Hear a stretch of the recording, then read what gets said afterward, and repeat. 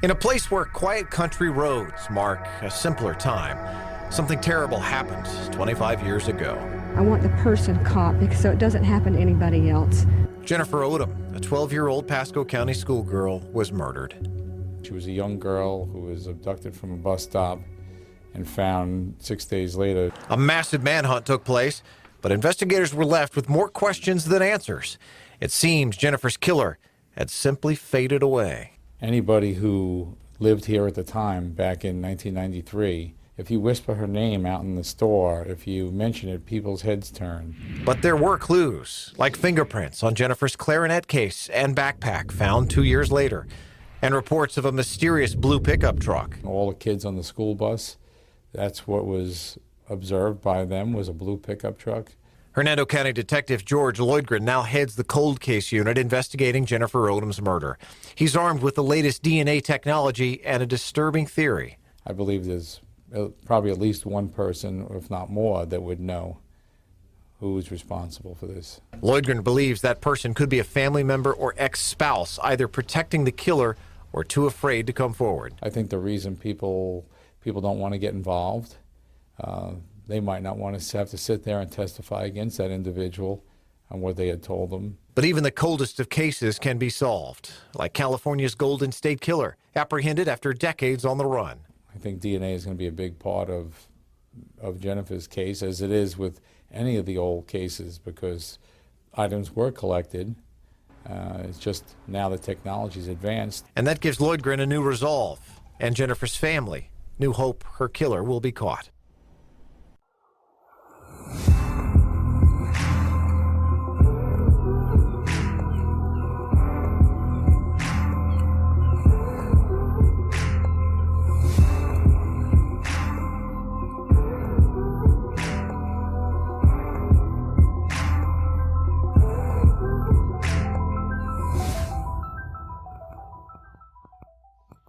Hi, everyone. Hello. I'm Lauren. I am Ken. And this is Paradise After Dark. Dark. Paradise After Dark is an independent podcast covering true crime, Unsolved mysteries, missing people, and every now and then an urban legend. If you'd like to support our show and get a bunch of extra Paradise After Dark content, plus early and ad-free releases on all of our episodes, please sign up for our Patreon at patreon.com/Palmahawk Media. That's PALMAHAWK Media. And please check out our website, paradiseafterdark.com. On the website, you'll find links to all of our episodes, even the archived ones, our mailing list, merch store, links to our social medias, and, of course, our Patreon.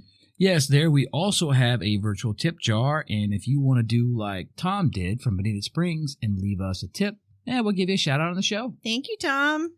And again, we will be at CrimeCon in Las Vegas, Nevada, April 30th through May 1st. And if you plan on attending and haven't gotten your ticket yet, use code PARADISE for 10% off. Paradise, that's it. Just Paradise. It's a simple promo code. Go there, bust it out. So, Lauren, that's enough of all that good stuff. So tonight is one of the cases that we really dread doing, but we feel we need to. Right. To make sure that this name gets reiterated. And I feel like we've been doing a lot of these cases lately, and it's starting to make me feel like there's some sort of pattern, especially in the state of Florida. Yeah. So we are covering another disappeared child. Her name was Jennifer Odom in St. Joseph, Florida at around 3 p.m. in the afternoon of February 19th, 1993, 12-year-old Jennifer Odom got off of her school bus and vanished into thin air. So St. Joseph, Florida is a small community near Dade City in Pasco County. The rural neighborhood where Jennifer and her mom, Renee, stepfather Clark, and little sister Jessica lived was dotted with orange groves. The 15-acre family property was also occupied by extended family. It was a playground for Jennifer and Jessica. Together, they built forts, rode four-wheelers, and spent summer days swimming in the creek behind the house. Jennifer was an honor roll student who played clarinet at Thomas E. Waitman Middle School. 3 days before she disappeared, Jennifer marched with the middle school band playing clarinet. She was a barefoot water skier, once rated 7th best in the country for her age. Again and again, Jennifer placed in tournaments. Often, she was the skier who climbed to the top of the human pyramid, gliding atop the water. Have you ever seen that? Like Yeah, I those have. ski shows? That's a brave feat for a child so young. Right, yeah. You know, but that's the one thing about being young. You know, Yeah. you haven't been hurt just yet. But on the day of her disappearance, she was supposed to have her best friend Michelle over to practice clarinets together. But Michelle had to go home first, so Jennifer got off the bus, waving goodbye to Michelle and beginning her 200-yard walk to her home. She's fairly close to home. This is not a, you know, I mean, it's not too not like far she away. has to walk blocks and blocks to No. get home. Exactly. So when Jennifer's 9-year-old sister Jessica arrived at home that afternoon around 4 p.m., the door to the home was locked and she was unable to enter. So Jessica thought her older sister was just playing a joke on her, being mean, keeping the door locked and not letting her get into the house. So she walked over to the grandmother's house and called her mother, Renee Converse. Now worried, Renee called over to Michelle's house to see if Jennifer had gone there after school, and like we mentioned earlier, she hadn't. Now, right then, I knew it was bad, Renee told the Tampa Bay Times, choking on her words, and it was bad. Renee called the police right away. And remember, you're dealing with a child here, so calling the police right away is always a good idea. So a search party was formed consisting of family, friends, neighbors, and volunteers to find the missing girl. According to our friends Billy Jensen and Paul Holes over at the Murder Squad podcast, a detailed account of what Jennifer was wearing and carrying were sent out to the public. She had her backpack, a clarinet case with her cousin's initials, L.O., on the case. She also carried a purse. Jennifer was wearing a white zip-up hoodie with the restaurant name Hooters written in orange down the arm, a white turtleneck, a cashmere or Angora red pullover sweater, white jeans, and black lace-up boots. Her classmates were interviewed. Everyone remembered Jennifer waving goodbye to the bus with her backpack and clarinet case. Some of the other students remembered seeing a faded blue pickup truck. According to the children on the bus, it was going at a crawling speed when it drove by, but no one saw it stop or saw Jennifer being abducted. The driver was described by the children on the bus as a white male in his 40s with shoulder-length brown hair. Neither the truck nor the driver was ever located. Law enforcement utilized every resource available, including trained search and rescue canines, with the hope that she would be located quickly. A total of 60-plus miles were covered during the search effort. And the search is going to continue until February 25th, when the badly decomposed naked body of Jennifer Odom was found, lying in an orange grove 10 miles north in the Spring Lake area of Hernando County. Now, this is obviously the family's worst nightmare realized. Because what they found out, she had been brutally murdered, and she had been sexually assaulted and suffered blunt force trauma to the head. Her clothing was missing, as was her backpack, jacket, and clarinet case. Now, this murder case appears to almost immediately go cold. Now, during my research, I can find no information, persons of interest, press conferences, etc. for the following year. The only thing we know is that police believe the person who abducted and murdered Jennifer must have been a local, due to the fact that he was able to get away so quickly and also the location of her body, kind of giving us those Delphi vibes. Yes, and like we just said, she was found in an orange grove. If you weren't familiar with the area, you wouldn't know. I don't know how many people have actually been in an orange grove. It's sort of like a corn maze. Oh, yeah. In a way. If you're from up north, So- that Middle Eastern section there, you know about cornfields. Okay, so an orange grove is very similar. Yeah. You can get lost very easily there. So I agree that whoever did this must have been a local or was very familiar with the town. So 16 months after Jennifer's death, Nancy Meyer, a well-known psychic, was brought in to work with local detectives. According to her website, nancymeyer-psychicdetective.com, Nancy Meyer is one of the top psychic detectives in the world. You've seen her on Unsolved Mysteries, Psychic Detectives, Psychic Investigators in the U.S., and FBI Psychics on TV in Japan, where she was nicknamed Madame Montage for her ability to sit down with an artist and draw the faces of perpetrators. Nancy is down to earth and to the point. She's a published author and a retired college teacher. Yeah, Nancy, she's been helping law enforcement agencies for nearly 20 years. And her first case dates back to multiple rapes in 1977 in Wilmington, Delaware, where she actually was able to identify the perp and pretty much walked the detective right to the house where he was.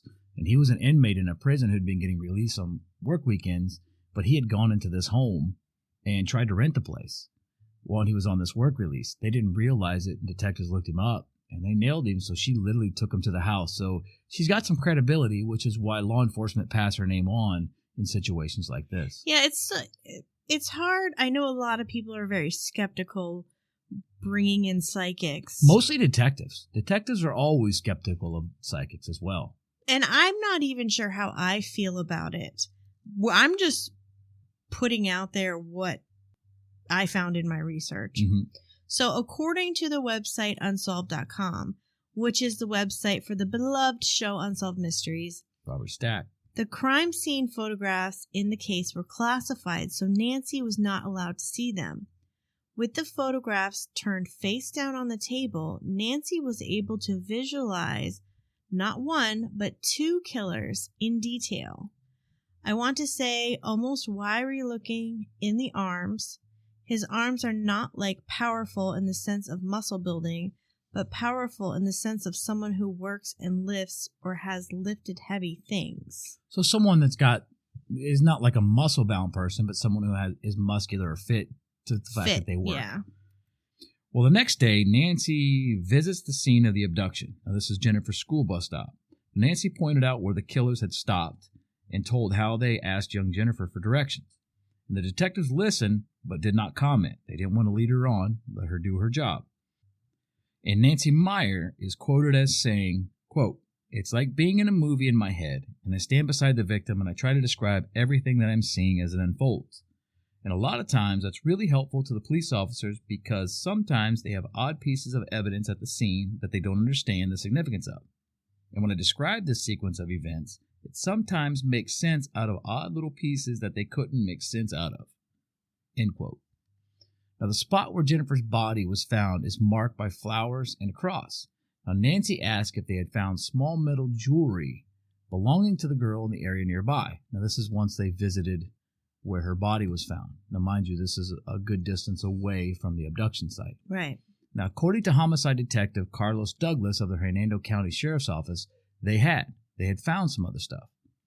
She was extremely accurate on some things that led us to look in other areas that we hadn't thought of.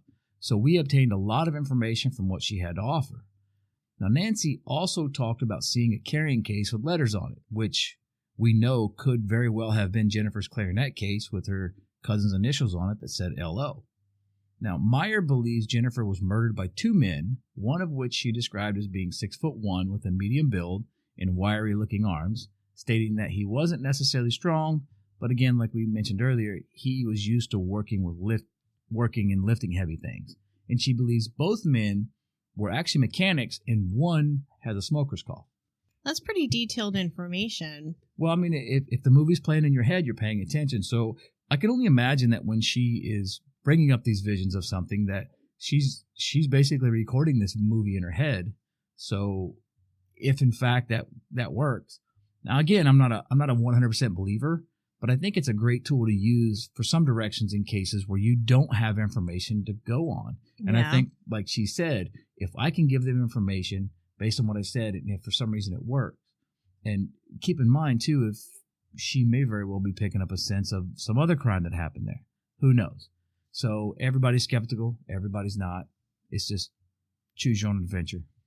Jennifer's story aired on an episode of Unsolved Mysteries on December 2nd, 1994, and generated a lot of leads and publicity, but nothing that helped capture her killer. And everything I saw said that they covered about 98% of every single lead that they received in this case.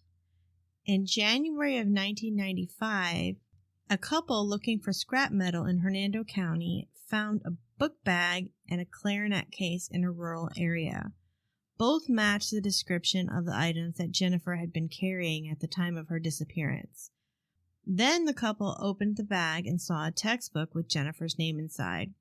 Police would later confirm the items were Jennifer's when fingerprints found on things within the bag matched those of Jennifer. They were found 30 miles from her home and 18 miles from where the body had been located almost 2 years earlier. So this kind of would lead me to believe, in some aspect, that maybe he's not local.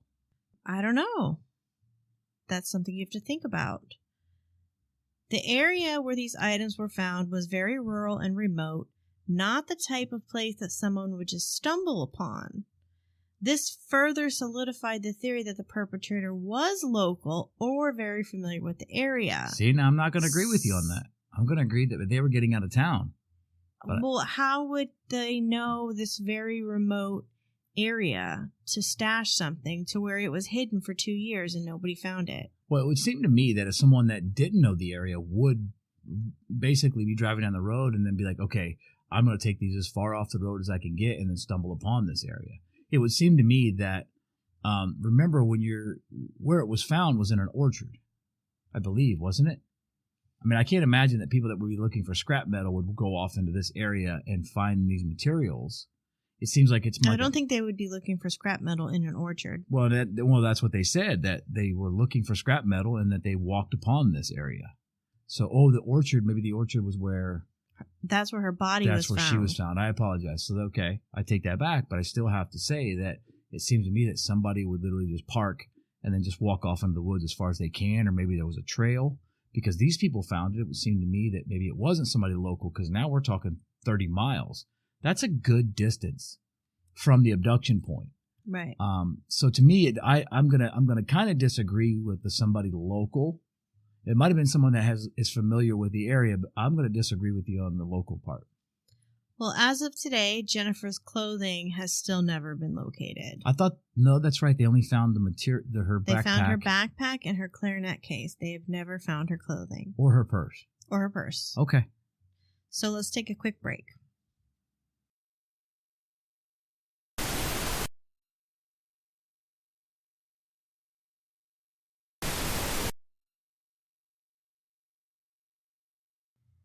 Well, over several years, there were many suspects, and we're going to talk about a few of them. So first, and the one that I kind of leaned towards the most, was Frank Potts.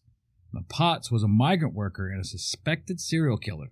Now, authorities believe he may be responsible for at least 15 deaths in 6 states. Yes, you heard that correctly. That's 15 murders in 6 states. He went from town to town wherever the work was, mainly in the Southeast, the Carolinas, Alabama, Georgia, and, of course, Florida. Now, in 1982, he was sent to prison in Florida for molesting an 11-year-old girl in Polk County, Florida. That ain't happening if Grady Judd's there either. Right. Now, he was sentenced to 15 years for that, but only served 6 years and was released in 1988. And upon his release, he goes out and he buys 40 acres and builds this survivalist cabin on Garrett Mountain in Alabama. Now, there was this man named Robert Earl Jones who was from Indianapolis, Indiana, and he goes missing and disappears on April 1st of 1989. Well, his body was later found on March 11th, and his body was buried behind Frank Potts' secluded mountain cabin after a tip from police in Florida, where Potts is currently being held in a sexual battery case involving an 11-year-old girl. Now, one weird thing to note about this survivalist cabin, and the reason I guess they say that is because of the way the furnishings were and everything was put together, but this particular cabin had a false wall that was built into the cabin.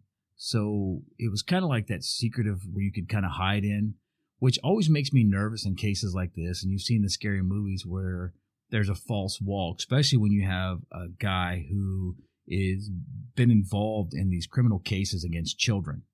You understand? Yeah. And a false wall just sounds very scary to me, like it's a place to take a child and hide them if he were to kidnap them. Although the police did find this false wall, they never discussed or put out there what they found behind this false wall. I'm assuming nothing. I'm hoping nothing, but obviously police knew it was there and they found it, so they knew enough to put it out to the public but not basically discuss what they found. So he gets arrested. Potts gets arrested again for sexual battery against a 10-year-old girl, this time in Lakeland, Florida, in 1993. This is a crime in which he was convicted and is currently serving a life sentence. Although they cannot directly connect Potts to Jennifer's murder, authorities do know he spent time in Pasco County around the time she was abducted. So there's several things that kind of point to this Potts guy, but there's nothing solid that detectives or police have to go on. Did you know that at any given time in the United States, there's between 25 and 50 active serial killers? You know what? Based on what I've learned with the podcast, listening to the podcast, and research, I'm going to agree with that. I think you might be a little light on that. Well, but that's a scary thought. That's just what's known. A guess. 25 to 50. That's a large margin. That's huge. So next we have Mark Evenitz. Richard Mark Edward Evenitz was an American serial killer, kidnapper, and rapist. So here we have another serial killer. Sounds like a stand-up guy. In January 1987, Evenitz exposed himself and masturbated in front of a 15-year-old girl in Orange Park, Florida. He was arrested a month later when his ship returned to port. He was in the Navy at the time. He entered a plea of no contest and was sentenced to 3 years probation. Do you think that's because he was in the Navy? What? That he was only sentenced to 3 years probation? It seems to me like that should carry a heftier crime. Well, remember when what case did we do recently where we were talking about the differences between the sexual crime, the punishment for sexual crimes now versus back in the 80s and early 90s? You know what? You're absolutely right. I'm actually, you're correct, because I do know that the crimes now, that when they occur against children, that they are, the judicial system's more stringent on those. So this guy, Evenitz, was stationed at the Mayport Naval Station near Jacksonville, about 180 miles north of Hernando County. At the time he was caught for the masturbating incident, he admitted to police that when he felt the urge, he would drive around and look for young, short girls with long hair. He was also responsible for the deaths of 3 teenage girls in the mid-90s in Spotsylvania County, Virginia, and the abduction and rape of a 15-year-old girl in Richland County, South Carolina. Evenitz had been suspected of other murders and confessed to a number of crimes to his sister shortly before committing suicide in Sarasota, Florida. On June 24, 2002, Evenitz abducted 15-year-old Kara Robertson Chamberlain from a friend's yard in Columbia, South Carolina. Now, she's actually on TikTok, and she talks about, she's got a documentary coming out, and she talks about her whole ordeal. Well, he took her to his apartment, raped her, and tied her to the bed. Now, while he slept that night, Robinson was able to free herself, escape, and was able to identify her attacker to police. Evenitz fled after finding her gone and was tracked by police to Sarasota, Florida. As they surrounded him, he killed himself. Side note, as I just said, Kara Robinson Chamberlain now uses her experience as well as years of work in law enforcement to speak to groups around the country. Oh, so she works with law enforcement as well. That's good. Yes, she tells her story and helps educate those who work with victims and empowers individuals to be the best version of themselves, regardless of their past. She's very active on social media. I love to hear that. That's something good that somebody is doing because of something bad. Again, there's no concrete evidence to link Evenitz to Jennifer's murder, but he still remains a person of interest. I can understand why he'd be a person of interest. I mean, that's not somebody they can just, take off the list. Yeah. So let's go ahead and talk about Walter Ducharme. Now, his ex-wife, Kimberly Ann Ducharme, claimed he was responsible for Jennifer's murder. However, she presented this inconsistent testimony that didn't hold up when presented in front of a grand jury. Therefore, he was not indicted. But Ducharme did live in Pasco County at the time of Jennifer's abduction and the time she was killed, but then moved to Maine. That sounds awfully suspicious, so somebody's going to commit a crime and then they move far away. Maine seems like a far away place to go. You're going from Florida to Maine. Yeah. Well, a woman named Carolyn Koskoski, who runs a place in St. Joseph called Katie's Country Corner, told police that she remembered seeing a man in a blue truck staring at children in the orange groves around the time Jennifer disappeared. Remember, the kids on the bus saw Blue truck. the blue pickup truck. Now, according to Koskoski, the man in the truck looked distinctly like the picture of Ducharme. She said that she'd seen this on television. And Walter Ducharme was a weirdo, a pedophile who was arrested in Maine in 1996 for exposing himself to a 16-year-old girl. You notice how when a crime like this occurs, that all of these people start getting pulled out of the woodwork. You start hearing and seeing and realizing that there are a lot of these sex offenders and pedophiles. Yep. So detectives kind of dig them up. It's almost like they know that they exist and they dig them up. So this guy, Walter Ducharme, he's going to serve 20 days in jail and had to pay a $670 fine for exposing himself to the 6-year-old child. This was in Maine, not Florida. And mind you, he moved to Maine, and this transpires while he's in Maine. And again, like I said earlier, I'm happy that the child crimes are more stringent now on punishment. Now, police also at this time questioned a man named Earl Bonney, who lived in Hudson, Florida. Now, Bonney was another ex-husband of Kimberly Ann Ducharme. He was polygraphed and questioned, but nothing ever came of that. Now, Kimberly Ducharme, unfortunately, was later arrested and convicted of aggravated child abuse. So, therefore, she's lost a few points as far as She's the stability of her testimony. kind of an asshole. Yeah. Well, let's fast forward here. In 2017, detectives announced a new suspect in the murder of Jennifer Odom, Jeffrey Norman Crum Sr. Now, it all started when investigators got a DNA hit on a similar case. On January 16, 1992, in Pasco County, an unnamed 17-year-old girl was attacked and raped. Detectives believe the 17-year-old victim got off the school bus at US 41 and Twin Oaks Drive and made her way along a dirt road when she was grabbed by the suspect. She was found a few hours later. A brutal blow to her head left her unconscious and near death. DNA was taken from the scene. So years later, a man was convicted of armed robbery and sent to prison, which entered his DNA into CODIS. That man was Jeffrey Norman Crum Sr.'s son. So Jeffrey Norman Crum Jr. So that's his DNA that got the hit. It's his DNA that went into CODIS. Mm-hmm. But his son could not have been responsible for the attack on the 17-year-old girl because he was only like 10 or 11 at the time.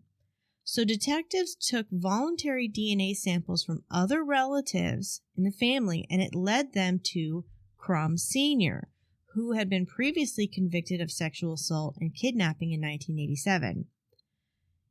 It's the first case in Florida where familial DNA has helped make a case. Now, So this is the big deal. Yeah, This is the first, huge. because this familial DNA, I love it. I love hearing of all these cases, these old cases that are being solved now because of the familial DNA. Now, mind you, this is not a murder that he's committed. It's a rape. Exactly. So I don't want people to get lost and confused. The DNA match was for a rape case, which had the very, very similar MO to Jennifer's case. Well, Jennifer Odom was attacked and killed a little more than a year after the 17-year-old victim. The similarities between the modus operandi in the two cases is what caught authorities' interest. Crum is no stranger to investigators when it comes to rape and assault. Like we mentioned, he was convicted of sexual assault and kidnapping back in 1987 and served time in prison. So Crum was convicted of the rape of the 17-year-old and sentenced to prison. Yeah, so at this point now, keep in mind that the thing about Crum, because in looking into him, he fits it. I mean, the MO is right. He's got the location. Everything is right. But I feel like at this point, that's 2017, that if detectives really felt like he was the right one, or he was the one for this case to be the person, who's responsible for Jennifer's disappearance, that they would have already announced that. We're talking 2017 till now. But we don't know if there was DNA at Jennifer Odom's crime scene. That was never, in all the research that I've done on this case, it was never mentioned that there was DNA. And this was back in 1993 where, nowadays the first thing they look for is DNA. Yeah, but in the early 90s, that DNA was, quote, in its infancy, as Peter Thomas likes to say. Well, but DNA, it makes it very definite. I mean, because the stats show that, you're talking about 1 in 652 trillion. You can't argue with DNA. But what I'm saying is, we don't know that there was DNA at Jennifer Odom's crime scene. Okay, I see what you're saying. So, if there's no DNA from the crime scene, there's no way to match his DNA to her crime. So with Crumb, we're talking about virtually just his MO matches, the time frame matches, his act, everything that he does. Took the child off of the bus, right? Raped them. But at this point, Crumb has never been convicted of or suspected in any murder case, with the exception of being brought into the Jennifer Odom case. Correct. Okay, I didn't find any other description of any case rather that has his name come up, with the exception of this one because of the MO being so close. But I feel like they would have mentioned that already if in fact he were more of a prime suspect. Well, Hernando County Detective George Lloydgren, he now heads the cold case unit investigating Jennifer Odom's murder. Now, it's said that they have, in this cold case unit, on this particular case, have amassed 1,000 pieces of evidence. And according to their case file, it's 75,000 pages long of evidence and 100 inquiries, almost close to 200 inquiries of suspects that they've done. And all these documents are there, but still no definite leads, with the exception of some of the prime suspects that they have that really are at the top of the list. So Detective George Lloydgren speaks to Fox News 13 and says, "I believe that there's probably one person, if not more, that would know who is responsible for this. Lloydgren also believes that that person could be a family member or an ex-spouse, either protecting the killer or too afraid to come forward. So he thinks that this might be a little closer to the family than they suspect.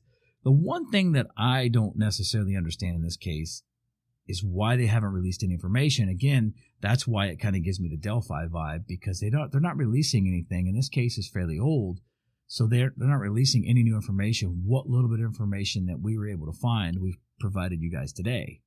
Would you agree, Lauren? You didn't find anything that showed any new information, with the exception of new suspects.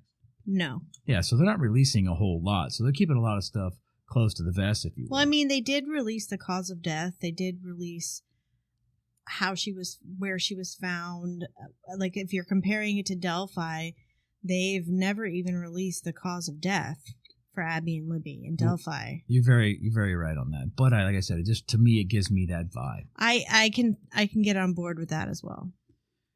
Well, Lloydgren, the detective, also said in this interview, "I think DNA is going to be a big part of Jennifer's case, as it is with any of the old cases, because items were collected. It's just now the technology has advanced." So maybe they do have DNA. That's what I was going to say to you. But they have never specifically put out there that they have DNA. Well, this information that, him basically making this statement is kind of keeping him on a positive side. This gives Lloydgren, new resolve, and it gives Jennifer's family new hope that someday her killer will be caught. Well, if you have any information in the case of Jennifer Odom that may possibly lead investigators to an arrest, please reach out to the Hernando County Sheriff's Department at 352-797-3714. Again, that's 352-797-3714.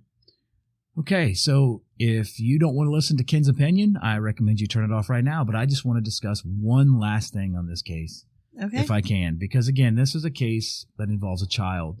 It's an older case, and you know how I would love these cases solved.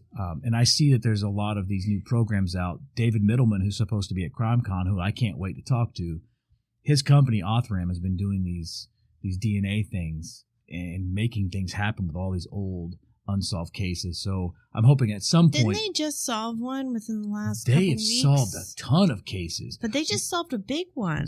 I can't think of what it is. Look him up on Facebook. I forget it. It's Middleman. David Middleman's his name.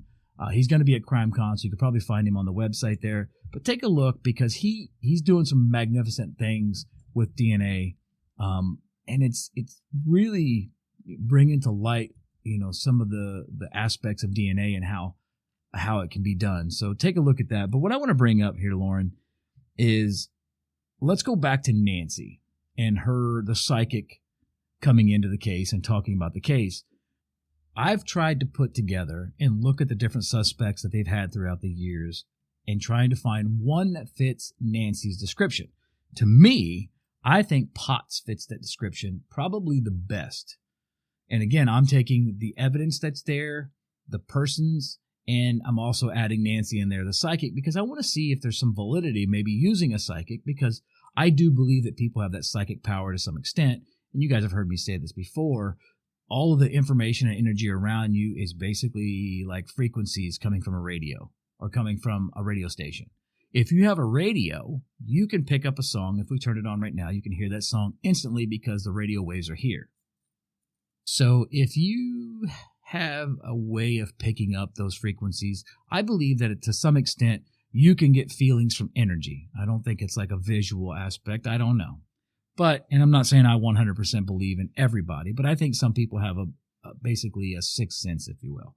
So for me, Potts, I think, fits the description the best because she said he had wiry arms. He was very fit, so to speak, but he didn't look like muscular, but like he was strong. Now, do you know what Potts looks like? Yeah, I do, because I looked him up. He's actually currently still in prison at the Taylor Correctional Institute. Now, this is up in Perry, Florida, near the Panhandle. Now, number one, his MO is spot on.